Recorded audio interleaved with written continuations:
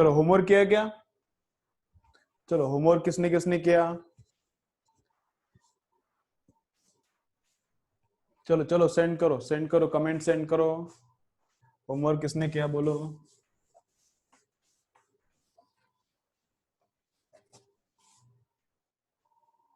चलो बाकी लोग बोलो।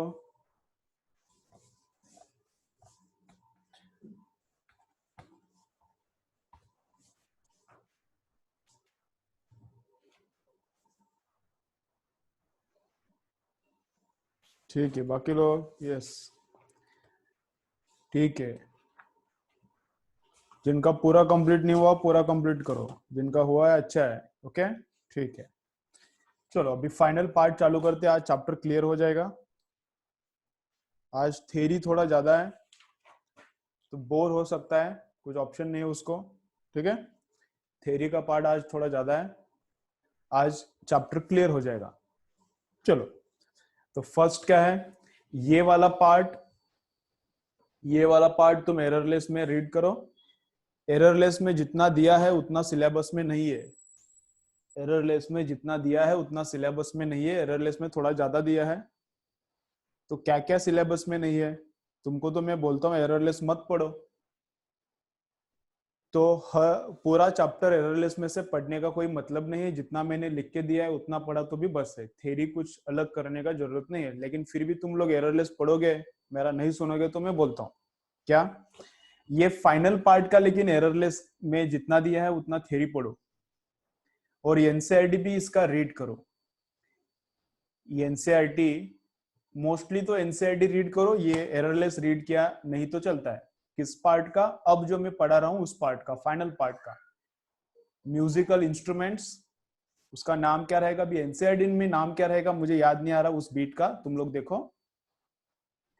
Musical instruments, resonance, forced vibration, ऐसा ऐसा कुछ कुछ रहेगा। ठीक है, ऑर्गन पाइप, इसके सबके बाद में रहेगा फाइनल पार्ट। तो वो तुम लोग एनसीईआरटी में से इतना पढ़ो, तो वो लिख के रखो, काम लिख के रखो, बाकी कुछ नहीं पढ़ने का। एंटायर चैप्टर एनसीईआरटी में से पढ़ने का क्या? नहीं नहीं पढ़ने का। कितना पढ़ने का? इतना ही पार्ट, म्यूजिकल इंस्ट्रूमेंट जो अब तक पढ़ाया है वो छोड़ के कुछ मिलता है तो एनसीईआरटी में से पढ़ो। ठीक है, लिख के रखो।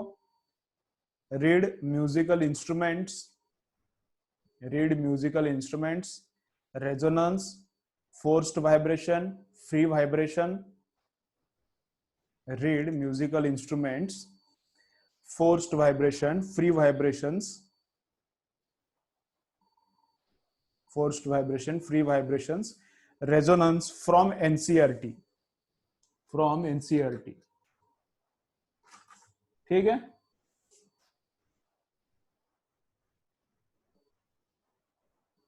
ओके ओके ठीक है ठीक है। हाँ मैं अच्छा पढ़ाता हूँ मुझे पता है, लेकिन फिर भी थोड़ा थ्योरी है तो थोड़ा बोर ही होता है। ओके चलो, और फिजिकल नहीं है ना तो थोड़ा अपना जोक्स वगैरह इधर चल नहीं रहा तो थोड़ा बोर हो सकता है। अब लेकिन उसको ऑप्शन नहीं है क्या, मुझे भी बोर होता है वैसे, कभी कभी लेक्चर लेते वक्त मुझे भी इतना मजा नहीं आता जितना फिजिकल में मजा आता है। फिजिकल में जोक्स मतलब एकदम मस्त होते हैं, यहाँ पे उतना होता नहीं ना। तुम्हारा रिस्पांस भी मिलता है, तुम्हारा रिस्पांस मिलता है तो और ज्यादा जोक्स करने का ये मजा आता है। तो इधर थोड़ा ठीक है, अभी क्या कर सकते हैं, ऑप्शन नहीं है। चलो तो क्या करने का, देखो क्या क्या रीड करने का एररलेस में मैं बोला, force vibration, free vibration, resonance, musical instruments, ये पार्ट। अभी एररलेस में क्या क्या एक्स्ट्रा दिया है, एररलेस पढ़ो ही मत ऐसा ही मैं बोल रहा हूँ पहले से। फिर भी तुम लोग पढ़ोगे तो तुमको कुछ कुछ उसमें अलग दिखेगा, तो थोड़ा उसमें एक्स्ट्रा दिया है। क्या थे एक्स्ट्रा दिया है?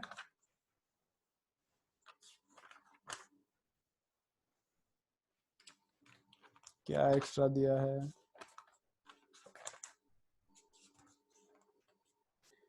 कुंस ट्यूब, क्या दिया है? कुंस ट्यूब, ये एक्स्ट्रा दिया है, KUNDT। ये कुंस ट्यूब एक्स्ट्रा दिया है, ये मत पढ़ो एररलेस में है। फिर रेजोनेंस ट्यूब भी है एररलेस में, रेजोनेंस अलग, रेजोनेंस ट्यूब अलग। रेजोनेंस ट्यूब सिलेबस में नहीं है, रेजोनेंस है सिलेबस में, रेजोनेंस ट्यूब नहीं है, वो मत पढ़ो।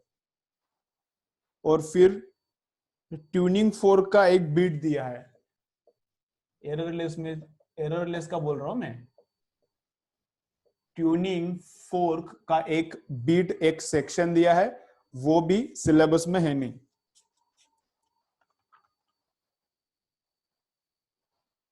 ठीक है, चलो।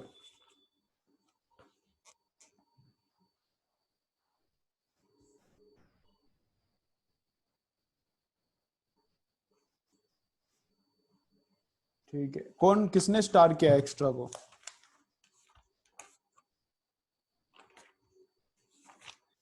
ठीक है, इतना एक्स्ट्रा है, ये वाला मत पढ़ो एररलेस में। एररलेस वैसे पढ़ो ही मत, कुछ फायदा नहीं है तुमको। उससे अच्छा एक और बुक न्यूमेरिकल का सॉल्व करो, उससे अच्छा और एक न्यूमेरिकल का बुक सॉल्व करो। एनसीईआरटी पढ़ो, लेकिन जो पार्ट का मैंने फाइनल पार्ट का एनसीईआरटी पढ़ो बोला है, उस पार्ट का एनसीईआरटी पढ़ो। थोड़ा थ्योरेटिकल पार्ट है, तो एक आध सेंटेंस मैंने नहीं पढ़ाया वो वहां पे रह सकता है, जो मैंने नहीं पढ़ाया वो एक आध सेंटेंस उधर रह सकता है। तो ये थ्योरेटिकल पार्ट का एनसीईआरटी पढ़ो, ठीक है। चलो, तो अभी क्या है, फर्स्ट है फ्री वाइब्रेशंस। चलो लिखो फर्स्ट, आज क्या लर्न करना है। ठीक है, ओके। फर्स्ट क्या लर्न करना है, फ्री वाइब्रेशंस। बैठ के देखो रे वीडियो, मैं सब लोग वीडियो बैठ के देखो, लेट के मत वीडियो देखो। उल्टा लेट के पढ़ाई नहीं होगा, फिर पढ़ने से मतलब नहीं है।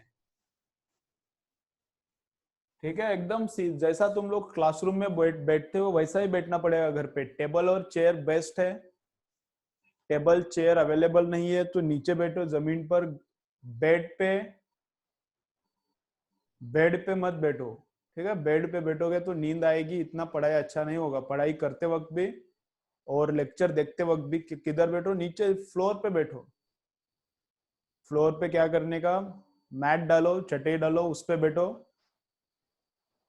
बेड पे उसको एकदम मस्त गरम गरम ऐसा मस्त बैठो, मस्त करना ऐसा मऊ मऊ गरम गरम करके, उधर मत बैठो। ओके, थोड़ा पेन होना चाहिए तभी पढ़ाई होता है अच्छे से।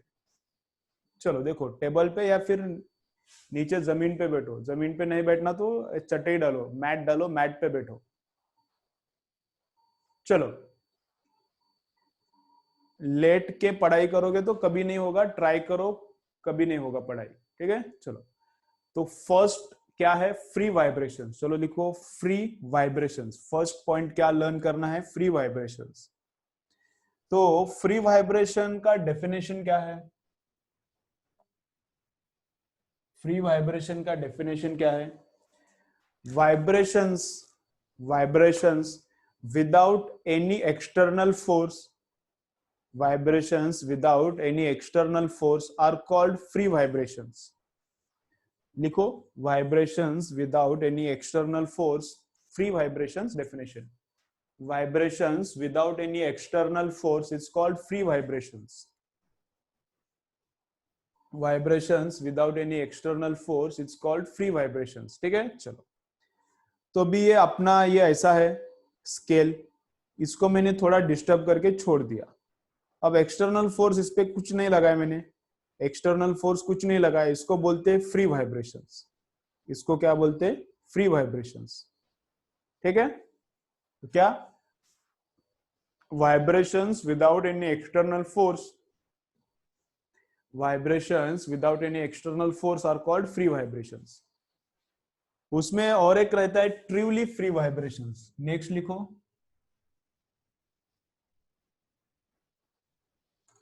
ट्रूली, यहां पे ई नहीं आएगा, ट्रूली फ्री वाइब्रेशंस। ट्रू, तो उसको एल वाई अटैच करो, ट्रूली फ्री वाइब्रेशंस।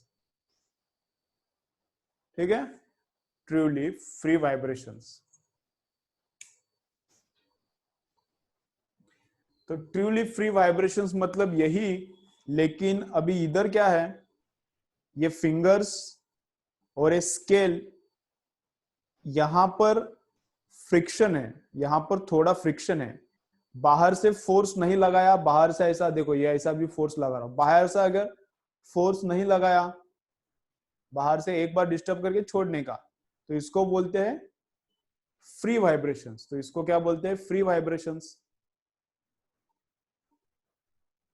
ठीक है।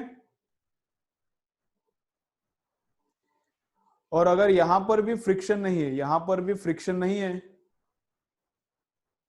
तो उसको क्या बोलते हैं? Truly free vibrations. तो उसको क्या बोलते हैं? Truly free vibrations. यहां पर भी फ्रिक्शन नहीं है तो। ठीक है, चलो ट्रूली फ्री वाइब्रेशन का डेफिनेशन लिखो। Truly free vibration, vibrations without any external force,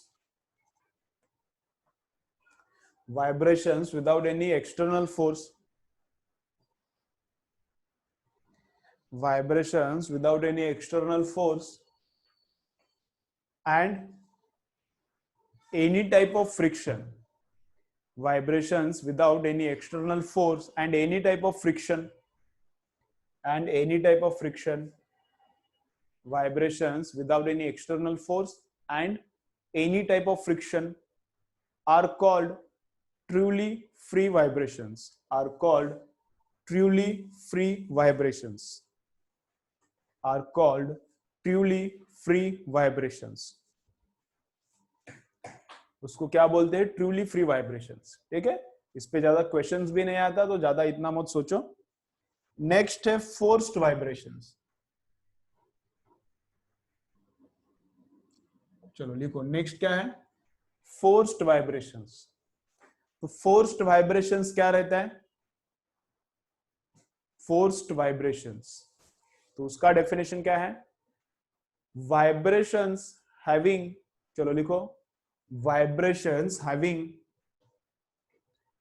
external force, vibrations having external force are called forced vibrations, vibrations having external force are called forced vibrations। मतलब देखो ये ऐसा है, ये ऐसा हमेशा ये फोर्स, एक्सटर्नल फोर्स एक्ट कर रहा है। Vibration having external force are called forced vibrations. ठीक है, तो फोर्स्ड वाइब्रेशंस के बाद क्या है? रेजोनेंस।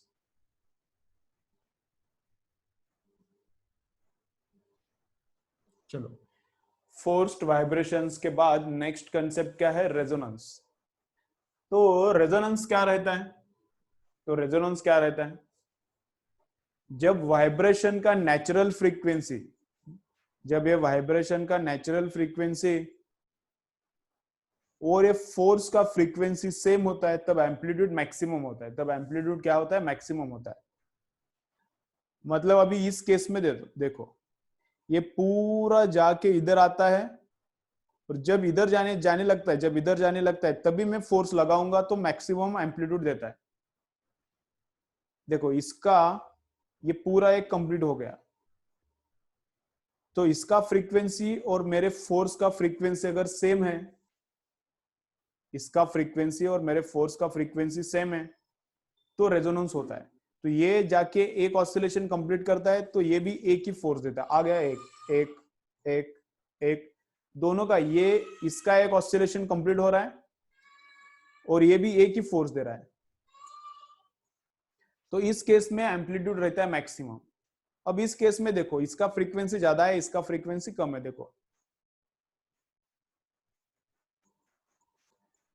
समझ रहा है क्या? देखो इसका फ्रीक्वेंसी मोर है, मतलब इसका फ्रीक्वेंसी ज्यादा है, तो इसको इधर जाके पूरा वापस आने को टाइम मिलता ही नहीं, इधर के इधर ही देना पड़ता है। देखो इधर के इधर ही देना पड़ता है, इधर के इधर ही देना पड़ता है।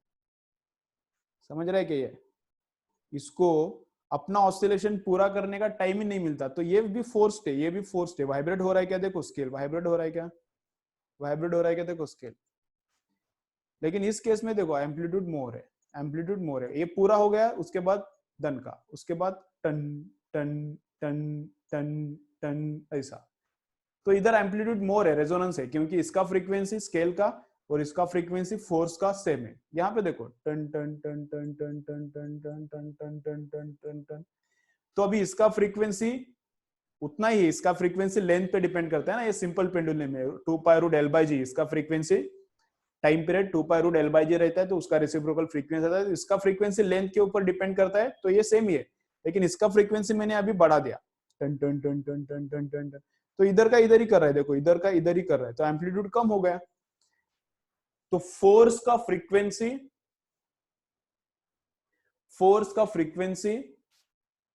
एंड नेचुरल फ्रीक्वेंसी दोनों सेम होता है, तब क्या होता है, फोर्स का फ्रीक्वेंसी एंड नेचुरल फ्रीक्वेंसी दोनों सेम होता है, तो क्या होता है, रेजोनेंस होता है। तो रेजोनेंस का डेफिनेशन लिखा गया, नहीं लिखा तो लिखो, when frequency of force is equal to natural frequency, resonance happens.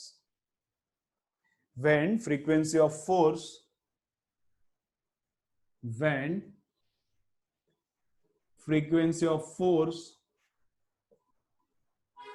is equal to natural frequency, when frequency of force is equal to natural frequency,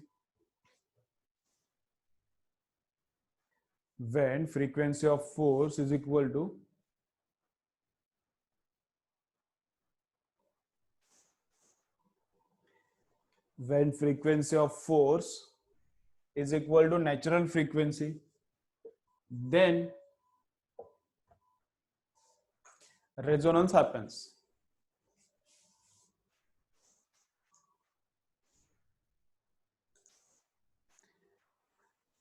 When frequency of force is equal to natural frequency, then resonance happens. और resonance में क्या होता है, resonance में क्या होता है, at resonance लिखो, at resonance amplitude becomes maximum, amplitude maximum होता है, at resonance amplitude becomes maximum, at resonance amplitude becomes maximum, at resonance क्या होता है, एम्पलीट्यूड बिकम्स मैक्सिमम। ठीक है, okay, at resonance amplitude becomes maximum. Okay, चलो उसके बाद नेक्स्ट देखो, अभी एग्जाम्पल्स है रेजोनेंस के, एग्जाम्पल्स लिखो, एग्जाम्पल्स ऑफ रेजोनेंस लिखो, examples of resonance, examples of resonance.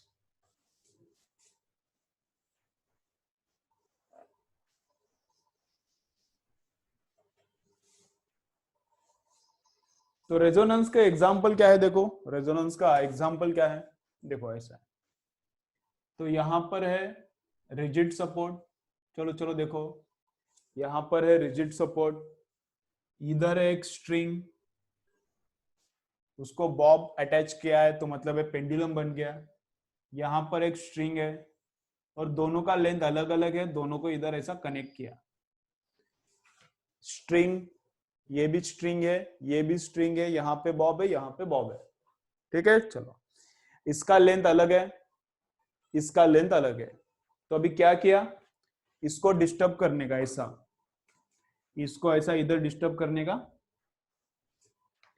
इसको ऐसा इधर डिस्टर्ब करने का छोड़ दो, फिर ये अपना चालू हो जाएगा।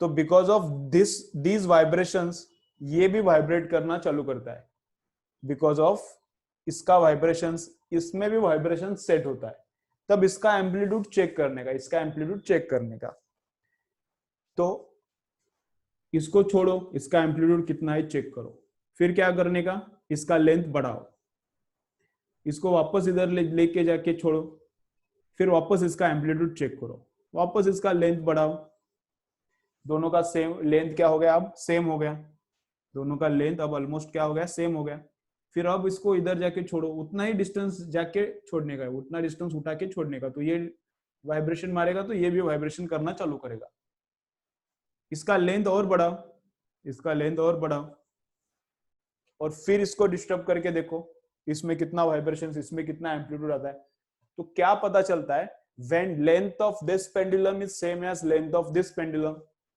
amplitude is maximum। तो क्या समझ में आता है, when length of this pendulum is equal to length of this pendulum, amplitude is maximum। this pendulum is driving pendulum, driving मतलब इसके वजह से इसमें वाइब्रेशन आ रहा है, this pendulum is driving because of this, इसमें वाइब्रेशंस आ रहा है, तो ये ड्राइविंग है, इसके वजह से इधर वाइब्रेशंस आ रहा है, और ये ड्रिवन है, तो इसका नेचुरल फ्रीक्वेंसी, और ये फोर्स लगा रहा है ना, ये फोर्स लगा रहा है, इसलिए ये इसमें वाइब्रेशंस आ रहा है, ये वाइब्रेशन मार रहा है, तो इसका वाइब्रेशन का इसके स्ट्रिंग के अंदर से इस पे इफेक्ट हो रहा है, इस वाइब्रेशन का इस स्ट्रिंग के अंदर से इसको ऊपर इफेक्ट हो रहा है। तो जब इसका फ्रीक्वेंसी ड्राइविंग फ्रीक्वेंसी और इसका फ्रीक्वेंसी सेम होता है तब एम्पलीट्यूड मैक्सिमम होता है। तो लेंथ कम ज्यादा करके देखने का, कम किया तो भी एम्पलीट्यूड कम, ज्यादा किया तो भी एम्पलीट्यूड कम।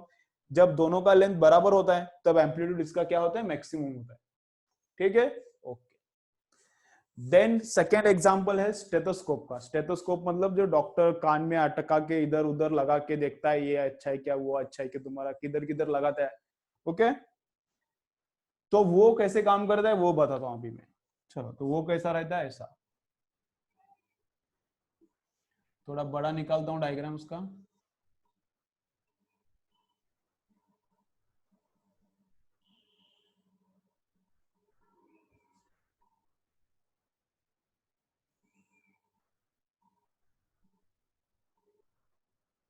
ठीक है, ऐसा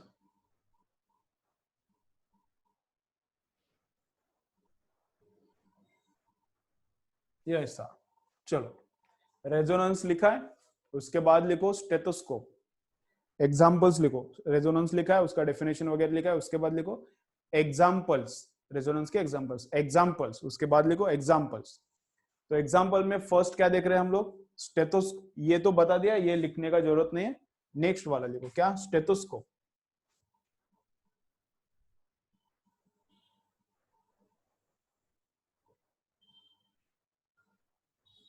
चलो लिखो स्टेथोस्कोप।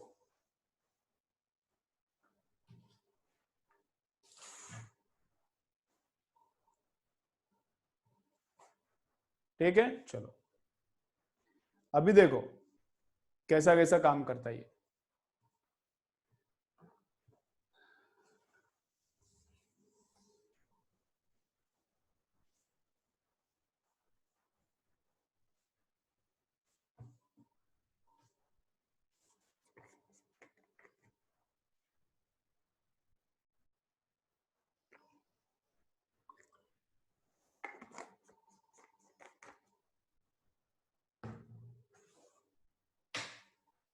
चलो, तो ये है स्टेथोस्कोप। तो कैसा काम करता है ये देखो, ये काम क्या करता है, ऐसा यहाँ पे ह्यूमन बॉडी है, यहाँ पे ह्यूमन बॉडी है, उसका कुछ तो किधर तो ऐसा डॉक्टर ने लगाया है, और डॉक्टर को सुनना है अंदर क्या हो रहा है, डॉक्टर को सुनना है अंदर क्या हो रहा है। तो ये अपना ह्यूमन बॉडी है, बॉडी के ऊपर उसने लगा दिया है, और अंदर क्या हो रहा है, क्या गुड गुड गुड गुड जो आवाज अंदर आ रहा है वो उसको सुनने का है। तो इसको बोलते हैं बेल। जो मेटेलिक पार्ट रहता है स्टेथोस्कोप का, छोटा रहता है, छोटा सर्कल रहता है, वो भी काम का रहता है, उसमें से भी सुन सकता है, लेकिन डॉक्टर वो कभी लगाता नहीं। क्यों लगाता नहीं मुझे पता नहीं, तुम लोग अपना अपना पता करो जब डॉक्टर बनोगे। तो ये जो छोटा पार्ट रहता है उसको बोलते हैं बेल। और जो ये बड़ा पार्ट रहता है, इसके इधर एक ये रहता है, पेपर जैसा रहता है, पेपर रहता है, इसको बोलते हैं डायफ्राम। इसको क्या बोलते हैं, इसको बड़ा जो पार्ट रहता है, इससे ही सुनता है वो हमेशा, वही लगाता है, ये पार्ट ही लगाता है, इसको ऐसा पकड़ता है, इसको हैंडल जैसा यूज करता है डॉक्टर, इधर इधर उधर इधर ऐसा नीचे से किधर भी लगाता है। तो इसको डायफ्राम बोलते हैं। डायफ्राम मतलब पर्दा, डायफ्राम मतलब पर्दा। जो ऐसा पेपर जैसा है, मेटेलिक जैसा है, मेटेलिक नहीं, पेपर जैसा है, वहां पर कपड़े जैसा लगता है वो, उसको वो डायफ्राम रहता है। और इधर नहीं रहता वो, यहाँ पर बस मेटेलिक ऐसा रहता है, मेटेलिक ऐसा बेल रहता है। तो इसको बोलते हैं बेल,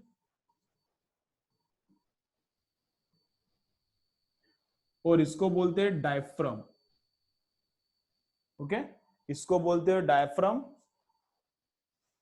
इसको बोलते हैं बेल। बेल का यूज किसके लिए होता है, लो फ्रीक्वेंसी साउंड सुनने के लिए। बेल का यूज किसके लिए होता है, लो फ्रीक्वेंसी साउंड सुनने के लिए। ऊपर का भी काम का है, नीचे का भी काम का है। और ये डायफ्राम का काम किसके लिए होता है, हाई फ्रीक्वेंसी सुनने के लिए। डायफ्राम से हम लोग हाई फ्रीक्वेंसी सुन सकते हैं, बेल से हम लोग लो फ्रीक्वेंसी सुन सकते हैं। कैसे होता है, देखो ऐसे होता है। काम कैसे करता है स्टेथोस्कोप, तो ऐसा काम करता है। तो ये स्टेथोस्कोप में इधर भी पाइप्स रहता है, इधर भी पाइप्स रहता है, ऐसा डिफरेंट डिफरेंट पाइप्स रहता है, छोटे लेंथ का, बड़े लेंथ का, बड़े डायमीटर का, सब टाइप्स का ऐसा पाइप रहता है। ये जो है स्टेथोस्कोप के अंदर डिफरेंट डिफरेंट टाइप्स का पाइप रहता है। तो ये पाइप 200 हर्ट्ज पे रेजोनेंस करता है, 200 हर्ट्ज इसका फ्रीक्वेंसी है, तो इसका शायद 300 हर्ट्ज रहेगा, इसका 250, इसका 400, इसका 500, कुछ कुछ रहेगा फ्रीक्वेंसी। वो हर एक का नेचुरल फ्रीक्वेंसी, जो फ्रीक्वेंसी हमने निकाला ना ऑर्गन पाइप का, वही फ्रीक्वेंसी, हर एक पाइप का फ्रीक्वेंसी अलग रहेगा, फंडामेंटल फ्रीक्वेंसी रहेगा या फिर जो भी रहेगा। तो हर एक फ्रीक्वेंसी, हर एक पाइप का नेचुरल फ्रीक्वेंसी, पाइप का नेचुरल फ्रीक्वेंसी मतलब पाइप को ऐसा बजाया तो उसमें से क्या फ्रीक्वेंसी बाहर निकलता है। पाइप का नेचुरल फ्रीक्वेंसी मतलब पाइप को ऐसा बजाया तो पाइप से क्या फ्रीक्वेंसी बाहर आता है, कौन सा, तो जो फॉर्मूला देखा था हमने वही फ्रीक्वेंसी बाहर आता है। क्लोज्ड के लिए 2p+1/4l इंटू वेलोसिटी, ओपन के लिए p+1/2l इंटू वेलोसिटी, वो वाला ही। तो ये पाइप 300 है इसका फ्रीक्वेंसी, इसका 200 है, इसका ऐसा है, ठीक है। अब एक ही पाइप में से डिफरेंट डिफरेंट फ्रीक्वेंसी आता है, लेकिन उतना एक्सप्लेनेशन अपने बुक में नहीं किया। एक ही पाइप डिफरेंट डिफरेंट साउंड के लिए रेजोनेंस प्रोड्यूस कर सकता है, तो वो कैसे होता है स्टेथोस्कोप में, वो बुक में एक्सप्लेन नहीं किया। तो इस पाइप का नेचुरल फ्रीक्वेंसी है 300, इसका 200 है, इसका अलग, इसका अलग, इसका अलग है, ठीक है। ओके, सपोज अभी स्टमक पे लगाया, ये स्टमक पे लगाया और इंटेस्टाइन से आवाज आ रहा है, good good good good good good good, ऐसा इंटेस्टाइन से आवाज आ रहा है, तो उसका फ्रीक्वेंसी कितना है, सपोज 300 फ्रीक्वेंसी है। ओके, ऐसा स्टमक पे लगा है स्टेथोस्कोप और अंदर से आवाज आ रहा है, तुम्हारे पेट से अंदर से आवाज आ रहा है, डुक डुक डुक डुक डुक डुक डुक डुक, ऐसा आवाज आ रहा है। तो जो भी साउंड आ रहा है उसका फ्रीक्वेंसी कितना है, 300 हर्ट्ज है। अगर जो अंदर से, पेट के अंदर से आवाज आ रहा है उसका फ्रीक्वेंसी और इस पाइप का फ्रीक्वेंसी सेम है, if frequency of sound coming from the stomach is same as natural frequency of pipe, then ये वाला पाइप रेजोनेंस मारेगा, बाकी वाले पाइप रेजोनेंस नहीं करेंगे। तो ये 300 हर्ट्ज वाला पाइप क्या करेगा, रेजोनेंस मारेगा। इसका फ्रीक्वेंसी पेट के अंदर का और पाइप का सेम हो गया तो ये रेजोनेंस मारेगा। इसका एम्पलीट्यूड बहुत बढ़ता है, इसका एम्पलीट्यूड बहुत बढ़ता है, एम्पलीट्यूड बड़ा मतलब साउंड बड़ा, तो बाकी पाइप से साउंड आता है नहीं, बस इस पाइप से साउंड आता है और बहुत बड़ा आता है। तो वो साउंड इसमें से कान में घुसता है और सुनाई देता है डॉक्टर को। 300 हर्ट्ज का पेट में फ्रीक्वेंसी है, तो ये वाला पाइप की जो जिसका नेचुरल फ्रीक्वेंसी 300 है वो रेजोनेंस मारता है। रेजोनेंस मारता है मतलब इसका एम्पलीट्यूड बहुत बड़ा, एम्पलीट्यूड बहुत बड़ा मतलब साउंड बहुत बड़ा। बाकी लोगों का एम्पलीट्यूड बढ़ता नहीं क्योंकि इसके साथ, इनके साथ इसका रेजोनेंस होता नहीं, इसका रेजोनेंस इसके साथ होता है, तो ये इसका एम्पलीट्यूड बढ़ता है। एम्पलीट्यूड बढ़ता है मतलब आवाज बढ़ता है, तो आवाज डॉक्टर को सुनाई देता है कान में, तो उसको भी सुनाई देता है, good good good good good good ऐसा सुनाई देता है, ठीक है। अगर लो फ्रीक्वेंसी सुनना है डॉक्टर को तो बेल टच करना पड़ेगा बॉडी को, बेल। अगर हाई फ्रीक्वेंसी सुनना है तो डायफ्राम टच करना पड़ेगा बॉडी को, ठीक है। चलो डायग्राम निकालो, थोड़ा बहुत में एग्जाम्पल के नीचे स्टेथोस्कोप लिखा है, उसके बाद में डायग्राम निकालो। कैसे काम करता है स्टेथोस्कोप मैं 2-3 लाइंस में बताता हूं, नीचे लिखेंगे। चलो ड्रॉ करो।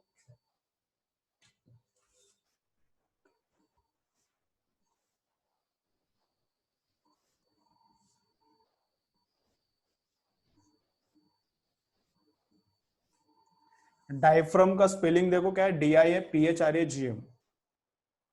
डायफ्राम का स्पेलिंग थोड़ा अलग रहता है, DIAPHRAGM। ये किसने फाइंड आउट किया था, स्टेथोस्कोप किसने डिस्कवर किया था,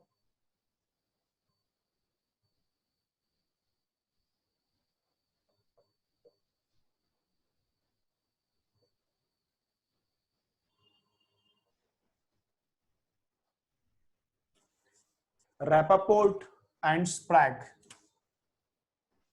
किन दो लोगों ने इन्वेंट किया था, रैपापोर्ट एंड स्प्रैग। ये कीवर्ड है, यहाँ पे थोड़ा स्पेस हो गया लेकिन एक ही है। रैपापोर्ट एंड स्प्रैग, इन दोनों ने ये डिस्कवर किया है स्टेथोस्कोप। चलो डायग्राम निकाल के हो गया। चलो डायग्राम निकाल के हो गया।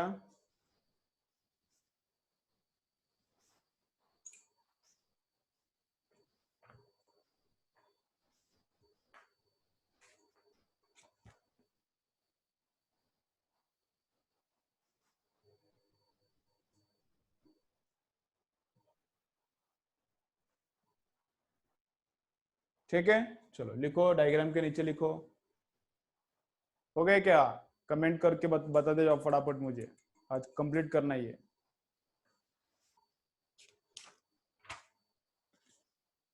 चलो लिखो लिखो, उसके नीचे लिखो क्या?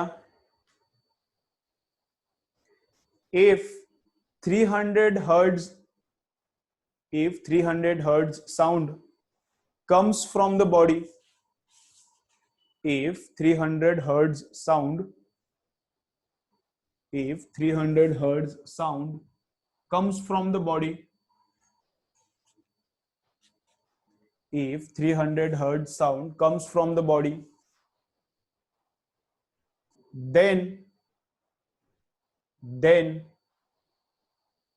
pipe whose natural frequency is 300 hertz, then pipe whose natural frequency is 300 hertz, then pipe whose natural frequency is 300 hertz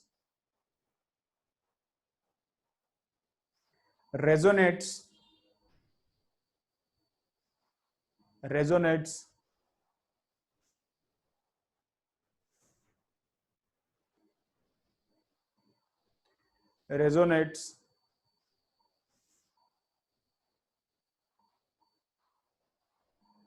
full stop, resonates full stop।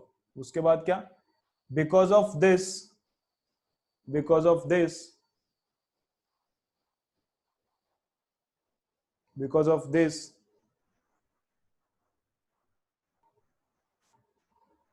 300 hertz sound is heard through the stethoscope, because of this 300 hertz sound is heard through because of this 300 hertz sound is heard because of this 300 hertz sound is heard through stethoscope।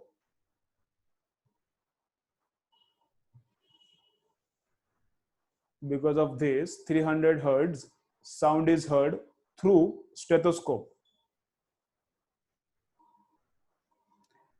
First sentence अभी friend से photo लेके निकालो। First sentence क्या बोला था? 300 hertz is coming from the stomach या फिर body, then pipe having natural frequency 300 hertz resonates full stop. Because of this resonate होता है तो क्या होता है? Because of this 300 hertz sound is heard through the stethoscope. ठीक है, चलो तो बेल का यूज किसके लिए? लिखो, bell is used to hear low frequency sounds. लिखो, bell is used to hear low frequency sounds। bell is used to hear low frequency sounds। bell is used to hear low frequency sound, whereas diaphragm diaphragm whereas diaphragm is used to hear high frequency sounds।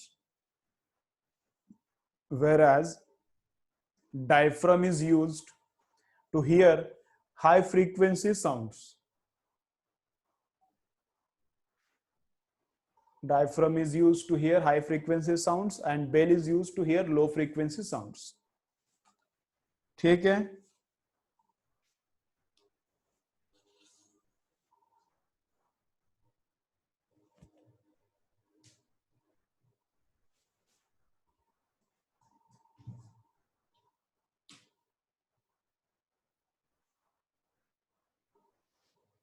ठीक है, okay. चलो, उसके बाद इसका use कहां पर होता है? रेजोनेंस का यूज होता है रेडियो में। लिखो, पहला एग्जाम्पल क्या देखा? पेंडुलम का। सेकेंड रेजोनेंस का एग्जाम्पल क्या देखा? स्टेथोस्कोप। थर्ड एग्जाम्पल क्या है? रेडियो। चलो लिखो, रेडियो। थर्ड एग्जाम्पल क्या है? रेडियो। ठीक है, चलो मीटिंग एंड करता हूं, वापस स्टार्ट करता हूं, ज्वाइन करो, फिर रेडियो करेंगे।